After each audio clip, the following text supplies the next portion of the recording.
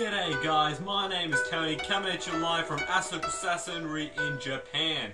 And it's time for some hardcore geology.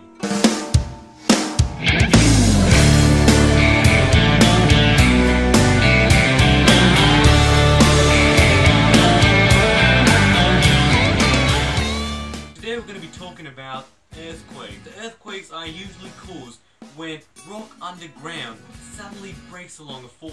This sudden release of energy causes seismic waves that make the ground literally shake. So when two plates are rubbing against each other, they stick a little. They don't just slide smoothly. These rocks catch onto each other. These rocks are pushing against each other but not moving.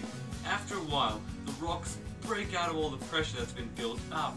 So when the rocks break, the earthquake occurs because the jolt is released and thus it releases seismic waves. So during the earthquakes and afterwards, the plates start moving again and they continue to move until they get stuck again. The spot underground where the rock breaks is called a focus of the earthquake, and the place right above the focus is called the epicenter of the earthquake. Earthquake-like seismic waves can also be caused by explosions underground. These explosions may be set off to break rock while making tunnels for roads, railroads, subways, or even mines. These explosions, however, do not cause very strong seismic waves. Some of the largest explosions are caused by nuclear warheads, which is why there's a global nuclear test ban, because no nuclear warhead can be detonated without producing seismic waves. We have different types of plate boundaries, one of which are destructive plate margin, which takes place between an oceanic crust and a continental crust. When they collide, the oceanic plate is forced under the lighter continental plate.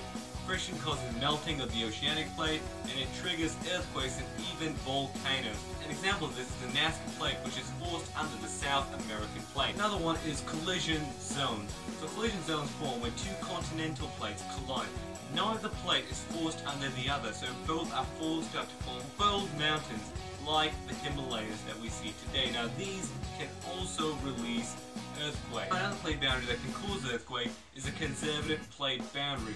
So conservative plate boundary is the one that we just talked about, when two plates slide past in opposite directions, they jolt and the shock wave produces an earthquake. An example of this is the San Andreas fault line in California. Now, a lot of these earthquakes can also have after effects. They can even cause tsunamis to form.